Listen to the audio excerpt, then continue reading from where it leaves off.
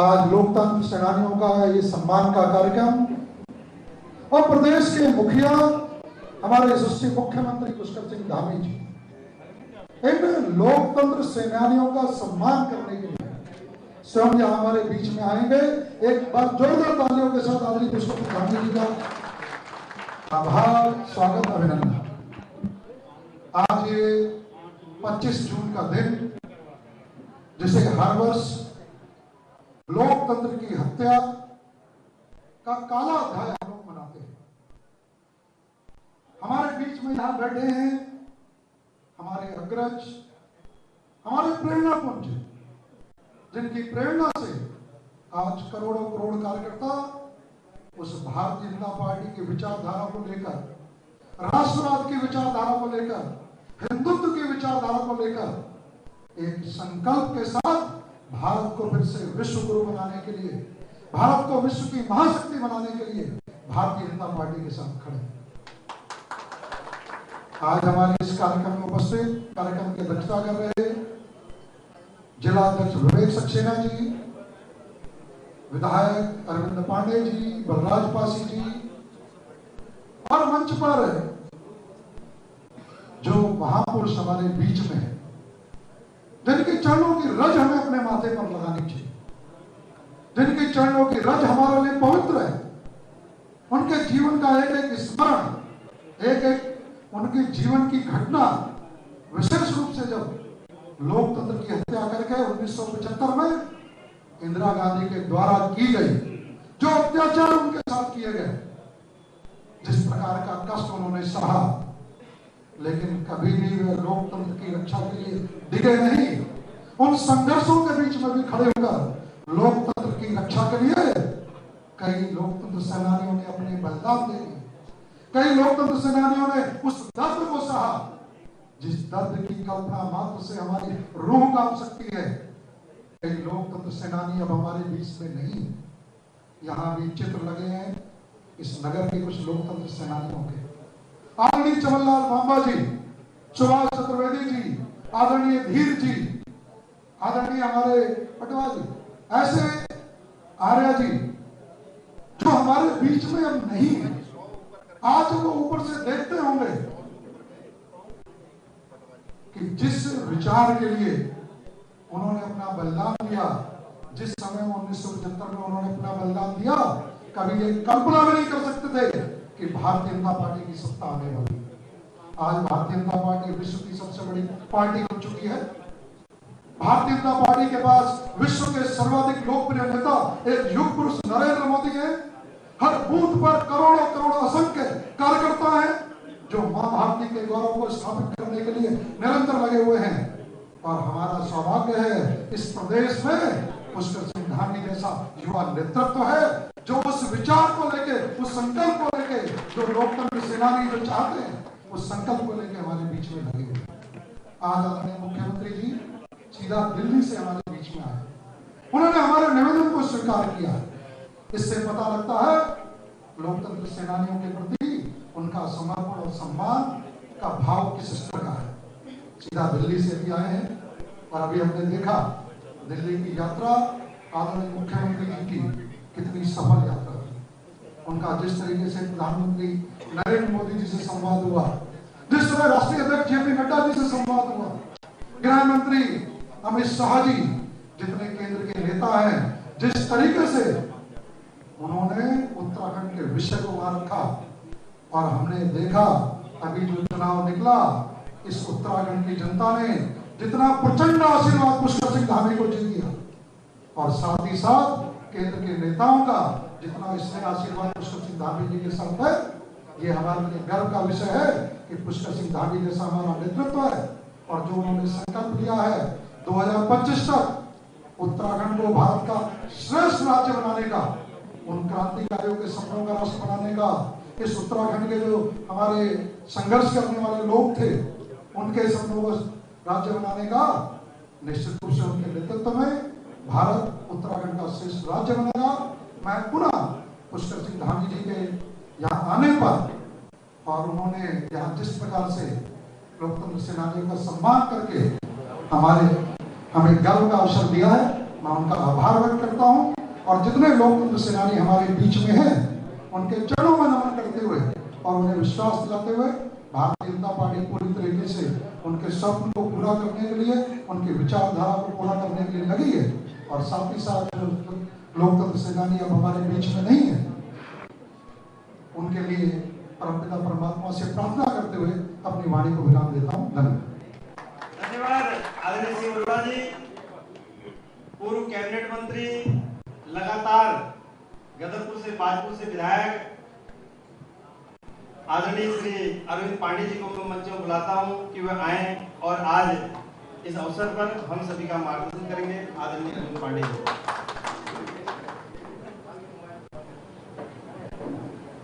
लोकतंत्र के सेनानी के अभिनंदन समारोह में उपस्थित इस प्रदेश के यशस्वी मुख्यमंत्री पुष्कर सिंह धामी जी, मंच पर उपस्थित,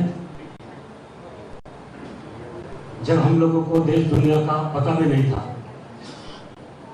बहुत छोटे छोटे होते होंगे हम लोग, उस समय देश को बचाने के लिए बिना किसी स्वार्थ के अपने जीवन के दांव पे लगा के, सत्याग्रह करके, जेल की यातनाएं झेल के, जिन्होंने भारत माता को बचाने का काम किया, देश को बचाने का काम किया, ऐसे लोकतंत्र के सेनानी सभी उपस्थित, सभी सम्माननीय है, पूजनीय है। मैं सबका नाम नहीं कहूँगा समय बचाने के लिए। हमारे दद्दू योगराज पासी जी, हरिश्चंद्र क्या होता है, संगठन क्या होता है, हमने तो इनसे सीखा भाई, इनकी उंगली पकड़ के चलना सीखा। ऐसे योगराज पासी जी हमारे डीएम है, यहाँ के यशस्वी विधायक श्री अरोड़ा जी, जिलाध्यक्ष छोटे भाई विवेक जी हमारे बाल सखा हैं, पूर्व सांसद माननीय बलराज पासी जी, वह सभी उपस्थित देवतुल्य पूजनीय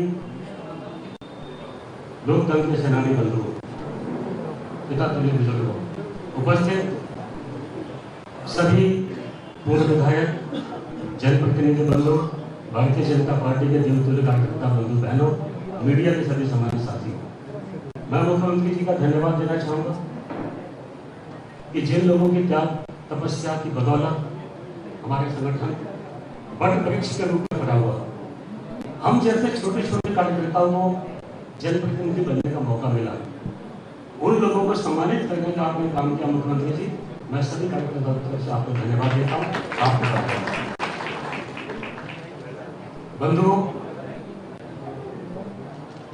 आपातकाल लागू हुआ तो देश को बचाने के लिए लोगों ने सत्याग्रह किया। आज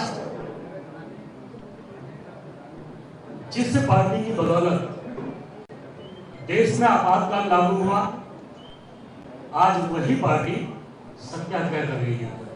सत्याग्रह किस बात का? कि हम सब कांग्रेसी भ्रष्टाचार में लिप्त हैं, हमसे ईडी पूछताछ ना करें, इस बात का सत्याग्रह कांग्रेस कर रही है। और जो देश के प्रधानमंत्री मोदी जी ने सपना देखा और जो निर्णय लिया और देश के एक एक व्यक्ति से आह्वान किया कि जिस पार्टी ने देश को खत्म करने का काम किया है, देश को तोड़ने का काम किया है, विदेशी जो हमारे पड़ोसी मुल्क हैं इनके हाथों बेचने का संकल्प लिया है, उसे कांग्रेस को जड़ में घुसेड़ कर खत्म करना है। और उनके संकल्प के साथ आज देश के कोने कोने में भारतीय जनता पार्टी प्रत्येक स्टेटों में सरकार बनती जा रही है। एक ही उद्देश्य है कि नए भारत का निर्माण, और उसके लिए आज जो ये हालात पैदा हुए हैं, लोकतंत्र के सेनानियों को समर्पित किया जाता है। ये सब आप लोगों की बदौलत है। मैं ज्यादा नहीं कहूँगा, मुख्यमंत्री को बोलना, मैं एक बात और से कहना चाहूँगा भाई बहनों, लोकतंत्र को बचाने के लिए आप लोग जेल में गए, अनेक कथाएं हम लोगों के पास है, सत्य घटनाओं की जानकारी हम लोगों को है। हमारे गोपाल कुशल जी हैं, दद्दू हैं, जब देश का बंटवारा हुआ और पाकिस्तान से हिंदुस्तान आना पड़ा तो बिल्कुल 10 सेकंड की कहानी है, बहुत लंबी विषय लंबा चला जाएगा, मैं समय बचाऊंगा। हमारे दद्दू बोलते हैं कि पैदल चलते चलते जब थक गए, प्यास लग गई, तो मैंने अपने पिताजी से बोला, दादाजी से बोला कि पानी पीना है। तो वो हालात के मारे हुए थे, क्या बोले वो, इनको डांट के बोले कि शायद का पानी बह रहा है, अगस्त का महीना था, तो ये पानी नहीं मिला पीने के लिए, जा देख पी ले। तो दद्दू पानी पीने के लिए मेड़ पे टहलते गए, लगभग आधा किलोमीटर तक चले गए, लेकिन साफ पानी पीने को नहीं मिला। जहां नजर दौड़ाए पानी उठाने के लिए, पीने के लिए, वही पानी खून से लथपथ था। वो हालात आपने देखे। और आज हम लोग छोटा मोटा निर्णय कोई संगठन लेता भाई, तो हम लोग पता नहीं क्या क्या मुझे जो मन में आता बोल जाते हैं। मैं आपको छोटी सी कहानी में दद्दू की बताना चाहूंगा कि बाद में एक छोटा सा डिसीजन हो गया। एक चुनाव में टिकट दद्दू को मिल गया, दूसरे व्यक्ति ने बगावत कर दी। तो जब बगावत का, तो दद्दू अपना टिकट लेके सब भारतीय जनता पार्टी उस समय के लोगों को लेके उनके घर पर पहुंच गए कि भाई साहब इस संगठन को बड़ी मेहनत से हम लोगों ने खड़ा किया है, आपसे विनती है ये टिकट मुझको मिला है, ये टिकट आप लीजिए, हम आपके साथ कंधे से कंधा मिलाकर आपको चुनाव लड़ाएंगे और ये जिताएंगे। लेकिन पार्टी को दो धड़ों में बांटे हैं, काम मत कीजिए। इसका प्रमाण मैं हूँ। हम बहुत छोटे छोटे कार्यकर्ता थे भाई, हमने अपनी आंखों से देखा और पार्टी में फूट ना पड़े ऐसा काम आप लोगों ने किया है बिना स्वार्थ के। आज मुख्यमंत्री जी आपने एक ऐसा काम किया, जो आप लोगों का काम है, मुख्यमंत्री सेनानियों का काम बहुत बड़ा है। हम लोग कितना भी सम्मान करते हैं, बहुत छोटा है। और भाई देखो, आपको हमको किसी को भी ये बात नहीं भूलनी चाहिए कि हम कोई भी मुख्यमंत्री बनके, मंत्री बनके, विधायक बनके, मेयर बनके हम पैदा नहीं हुए हैं। हम लोग तो गरीबों के घर में सब लोग पैदा हुए भाई। ये तो लोकतंत्र के सेनानियों का दमखम है कि इनके बदौलत संगठन जिंदा रहा। और आज संगठन के बदौलत हम जैसे छोटे छोटे लोगों को आगे बढ़ने का मौका मिला। इसीलिए इतिहास को कभी नहीं भूलना चाहिए भाई, और अपने बड़ों का सम्मान करते हुए आगे भी पार्टी में काम करेंगे। मुख्यमंत्री जी आपका बहुत बहुत धन्यवाद, लोकतंत्र के सेनानियों का बहुत बहुत धन्यवाद। जय हिंद, जय भारत। धन्यवाद माननीय अरविंद पांडे जी। आज इस अति महत्वपूर्ण कार्यक्रम में दिल्ली से सीधे उधम सिंह नगर रुद्रपुर हमारे बीच में इस कार्यक्रम की गरिमा को देखते हुए, इसकी गरिमा में चार चांद लगाने के लिए पहुंचे ऐसे लोकप्रिय जन जन के नेता, जननायक, जिन्होंने एक बार एक सरकार, दूसरी बार दूसरी सरकार की नीति को खत्म करते हुए अपने 6 माह के अल्पकाल में इतने अधिक विकास से इस गति से इस प्रदेश को दौड़ाया। हमारे माननीय मुख्यमंत्री जी आदरणीय पुष्कर धामी जी ने कि आज 47 विधायक हमारे बीच में पहुंचे हैं। मैं जिनके उद्बोधन को सुनने के लिए हम सभी लोग यहाँ पहुंचे हैं, मैं माननीय मुख्यमंत्री आदरणीय पुष्कर सिंह धामी जी को मंच में बुलाता हूं कि वो आए और हम सभी कार्यकर्ताओं का मार्गदर्शन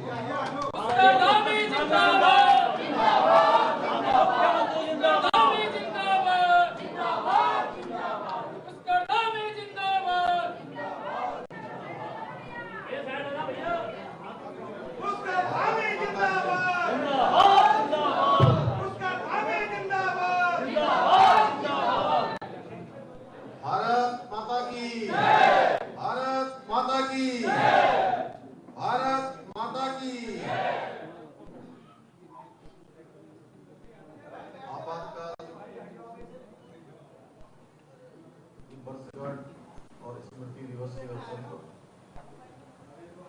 लोकतंत्र सेनानियों के सम्मान और मैं कहूँ तो उनको आज हम लोगों ने उनका स्मरण किया है। इस अवसर पर हमारी पार्टी के जिलाध्यक्ष भाई विवेक सक्सेना जी, यहाँ रुद्रपुर क्षेत्र के लोकप्रिय विधायक माननीय सिंह अरोड़ा जी, गदरपुर क्षेत्र के लोकप्रिय विधायक और आदरणीय अरविंद पांडे जी, हमारे वरिष्ठ नेता आदरणीय पासी जी, मंचा सिंह, हमारे सभी नेतागण और मंच के सामने बैठे हुए। और ये नाम तो बहुत लंबा हो जाए, क्यों काफी हो जाए, क्यों राजेंद्र? मैं सबको जानता हूँ, अब इसका नाम ले लूंगा तो कहेंगे कि अब मेरे ख्याल से इसमें से 90% लोगों को मैं जानता हूँ।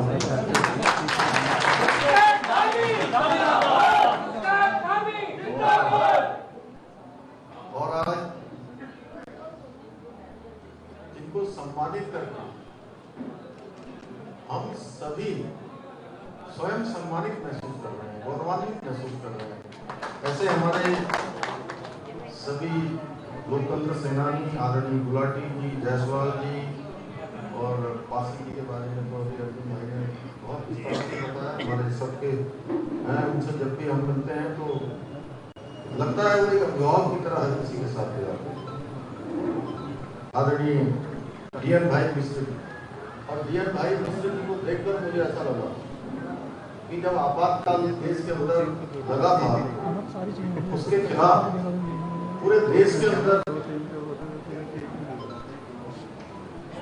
जयप्रकाश नारायण जी के नेतृत्व में पटना विश्वविद्यालय से एक आंदोलन शुरू हुआ और उसमें नारा दिया गया कि सिंहासन खाली करो कि जनता आती है। और वो सब नौजवानों का, युवाओं का, छात्रों का आंदोलन था। तो डीएन भाई सही में लोकतंत्र सेनानी, और उस समय कैसा जोश रहा होगा उनके अंदर, यहाँ हम सब लोगों ने यहाँ पर हाँ एक बार जोरदार ताली बजा देंगे।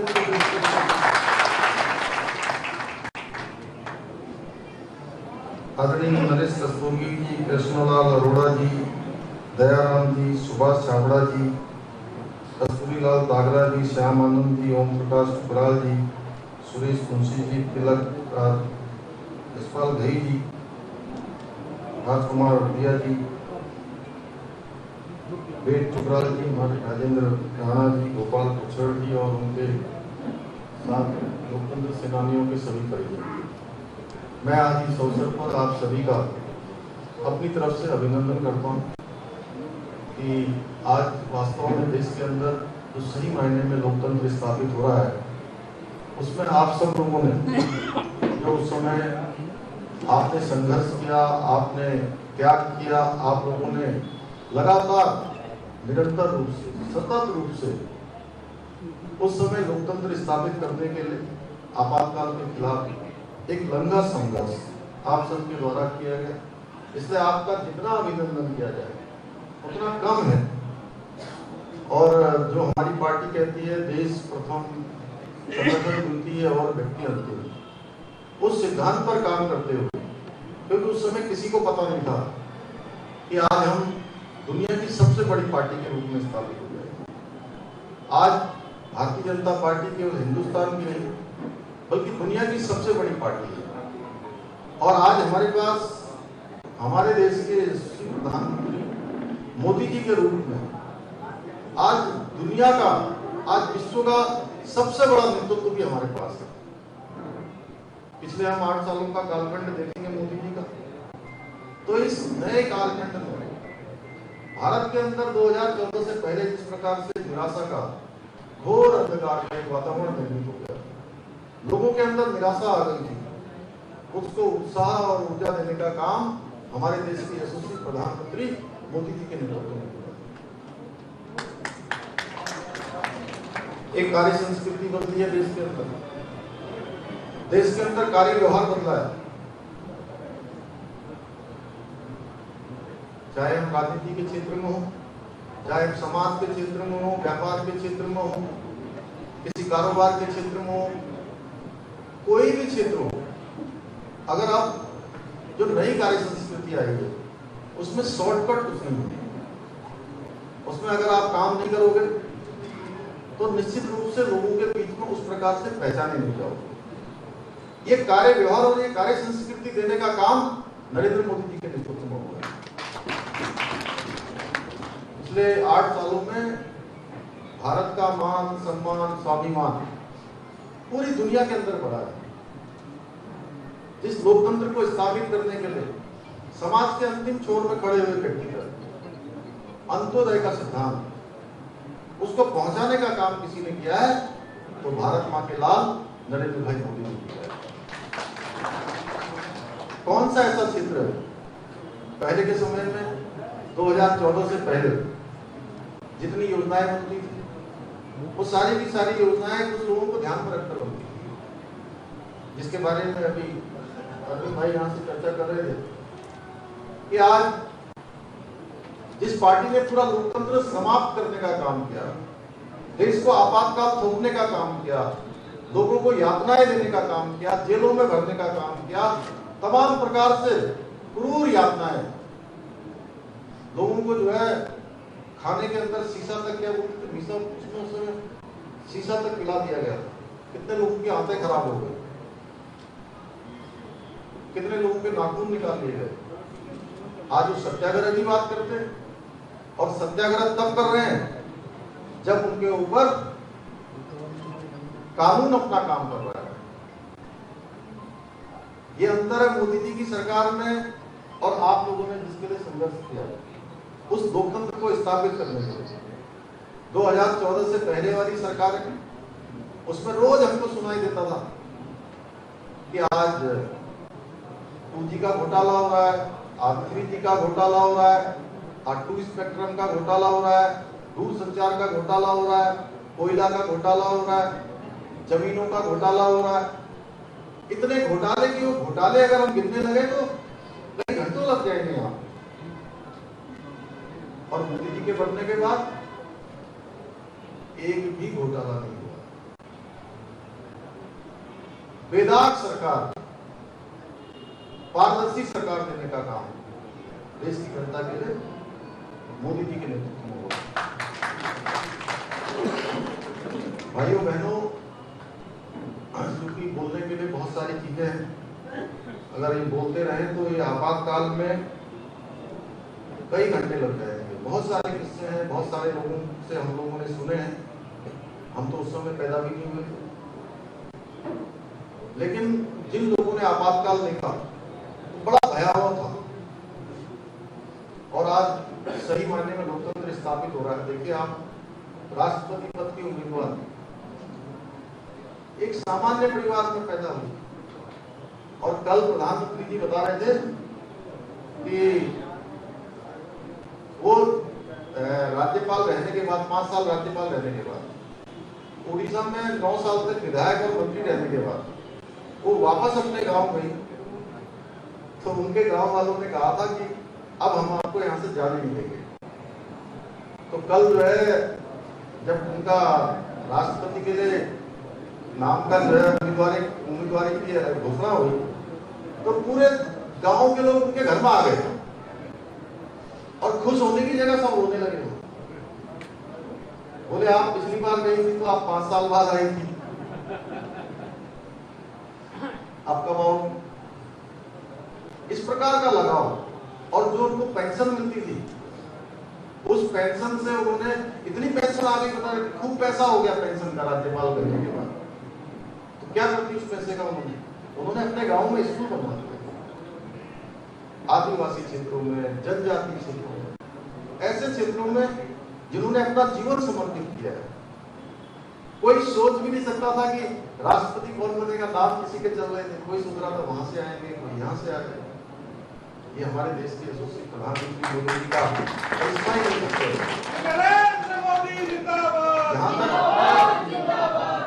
यहाँ तक कोई सोचता भी नहीं, उससे आगे उनकी सोच उतार। और पूरे वर्ग में एक खुशी का लहर है। बाजपुर में भी होगी, पूरा वहां भागलपुर से लेकर उड़ीसा के तमाम जो हमारे सीमावर्ती क्षेत्र हैं, एक बड़े क्षेत्र में, उस पूरे वर्ग में एक आशा, उत्साह और एक घोर, मैं कहूं उमंग का वातावरण उनके राष्ट्रपति के उम्मीदवार बनने से हुआ है। और ऐसे समय में जब देखिए वो इतने इस प्रकार का चरित्र हमारे सामने, वो किसी विचारधारा को आगे बढ़ाने के लिए नहीं है कि राष्ट्रपति कोई किसी विचारधारा का नहीं होता है। राष्ट्रपति तो पूरे देश का होता है, वो संविधान का प्रमुख होता है। तो ऐसे समय में सबको आगे आना चाहिए। बहुत सारे राजनीतिक दलों ने आज उनके समर्थन में आगे आ गए, बहुत सारे राजनीतिक दल उनको समर्थन दे रहे हैं।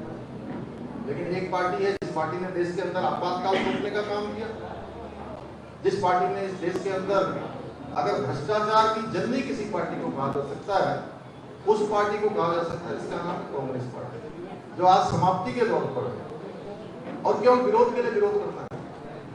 मोदी जी कोई काम करेंगे, मोदी जी की सारी योजनाएं देखिए, अगर हम जन धन से शुरू करें, जन धन योजना, मोदी जी की जो है उज्ज्वला योजना, मोदी जी की जो है सौभाग्य योजना, मोदी जी की गरीब कल्याण अन्न योजना, आयुष्मान भारत योजना, प्रधानमंत्री आवास योजना, स्वनिधि योजना, मुद्रा योजना, ऐसी न जाने कितनी योजनाएं जो आम लोगों के जीवन में जिसने क्रांतिकारी परिवर्तन किया है, ऐसी योजनाएं मोदी जी के नेतृत्व में दी जा रही है। आम जन के लिए, गरीब जन के लिए, समाज के अंतिम छोर में खड़े हुए लोगों के लिए काम हो रहा है। और इनकी सरकारों में किन के लिए काम होता था? आज अग्निवीर योजना लाए, और अग्निवीर योजना आने वाले समय में पूरे देश के अंदर एक क्रांतिकारी परिवर्तन करने वाली है। और जो फौज की तरह ही चलने वाली है, फौज को कोई नहीं बदल सकता। हमारी सेना का जो इतिहास है, अदम्य वीरता और साहस का इतिहास रहा है। पराक्रम में हमारी सेना विश्व की नंबर 1 सेनाओं में से सेना रही। वो सेना अपने स्तर से चलेगी, अपने जो उनका एक पुराने समय से जैसे चली आ रही है उसी तरह से सेना आगे बढ़ेगी। और कुछ लोग केवल विरोध के नौजवानों को बरगलाने का काम कर रहे हैं, उनको भरमाने का काम कर रहे हैं। हमने कहा उत्तराखंड के अंदर, मैंने जैसी अग्निवीर योजना आई थी, हमने कहा चाहे पुलिस डिपार्टमेंट हो, चाहे हमारा आपदा प्रबंधन विभाग हो, हमारी 4 धाम यात्रा के प्रबंधन हो, ऐसे अनेकों डिपार्टमेंट हो, जितने भी अग्निवीर आएंगे हम उनको प्राथमिकता से लेने का काम करेंगे, उनको प्राथमिकता के आधार पर सेवा देने का काम करेंगे। और उनके अंदर जो अनुशासन कर भरा होगा। तमाम आज देश के अंदर चलने वाली बड़ी कंपनियां, उन सभी कंपनियों ने कहा है कि हम जो है, जो भी अग्निवीर आएंगे उन सभी अग्निवीरों को हम अपने यहाँ सेवा देंगे। तो इस प्रकार से, और एक पार्टी है जो नौजवानों को बरगला रही है, जिन्होंने कभी सत्याग्रह देखा नहीं, लोगों के अंदर हमेशा क्रूर यातनाएं देने का काम किया, आज सत्याग्रह की बात कर रहे हैं जब अपने ऊपर आ गए।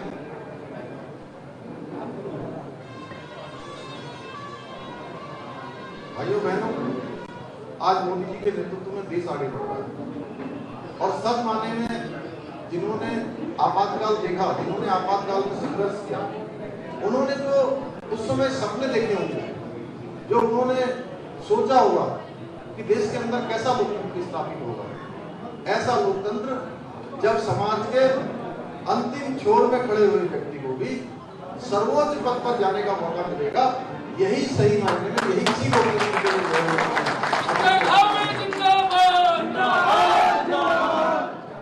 मैं आज के अवसर पर आप सभी का धन्यवाद करता हूँ कि आप सबकी शुभकामनाओं से अभी हुए गत चुनाव में 94% मत चंपावत क्षेत्र की सरकार है। मैं वहाँ की जनता को नमन करना चाहता हूँ, साथ में उत्तराखंड राज्य की जनता का हम हृदय से अभिनंदन करना चाहते हैं कि उत्तराखंड राज्य की जनता ने, देश की जनता ने उत्तराखंड के अंदर एक मिथक तोड़ने का काम किया। एक मिथक टूटा है। पिछले इस चुनाव से पहले हुए 4 आम चुनाव में, हर चुनाव में यह होता था कि इस बार एक पार्टी की सरकार, अगले चुनाव में दूसरी पार्टी की सरकार।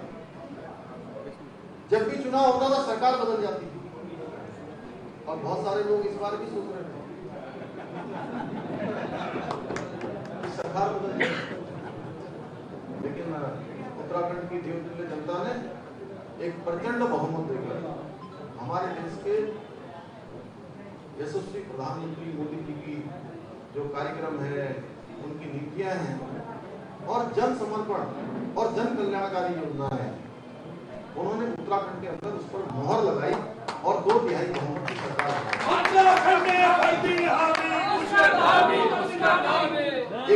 पुष्करधामी जिंदाबाद, जिंदाबाद, जिंदाबाद। नरेंद्र मोदी पुष्करधामी जिंदाबाद, जिंदाबाद, जिंदाबाद।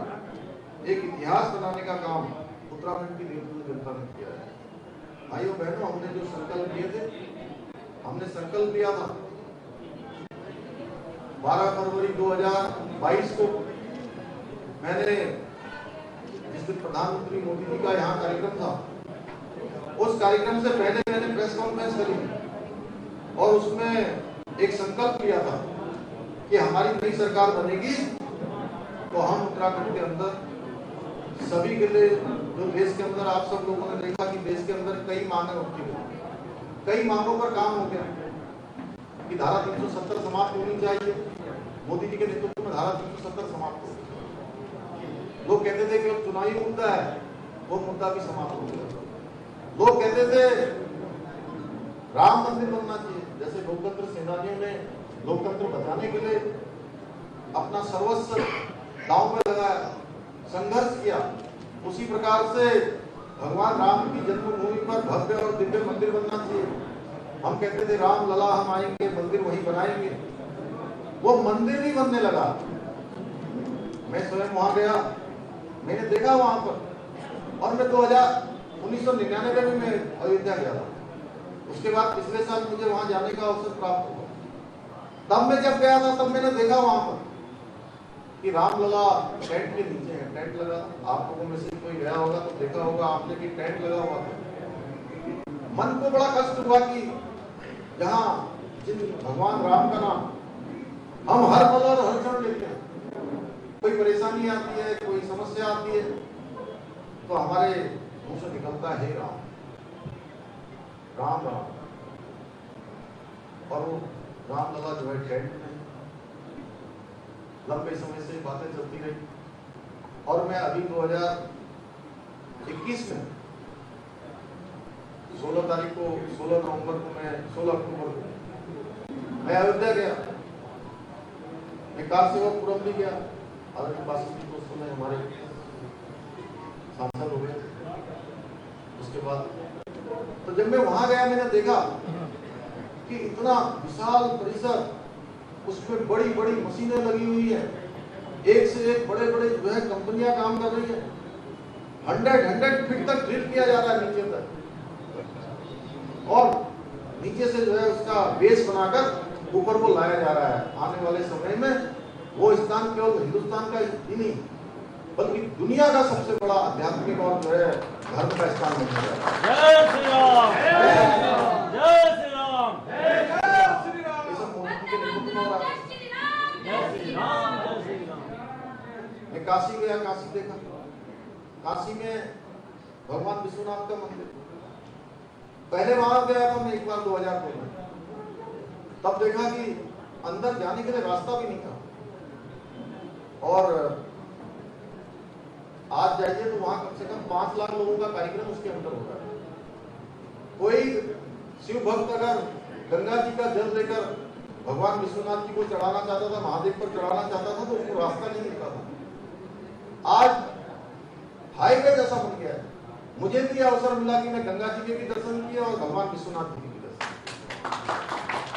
उत्तराखंड में आ जाइए, देखिए आप, उत्तराखंड में हमारा केदारनाथ का प्रांगण पूरी तरह से क्षतिग्रस्त हो गया था मोदी जी के नेतृत्व में। और उस समय मोदी जी गुजरात के मुख्यमंत्री थे। 2013 में आपदा आई, और उस आपदा के समय में उन्होंने उत्तराखंड सरकार से अनुरोध किया था कि मैं इस परिसर का काम करवाता हूं, तो उस समय उनको परमिशन नहीं दी। लेकिन भगवान भोलेनाथ जी ने, बाबा केदार ने अपने परिसर के पुनर्निर्माण का काम भी अपने ही भक्त को सौंपा। और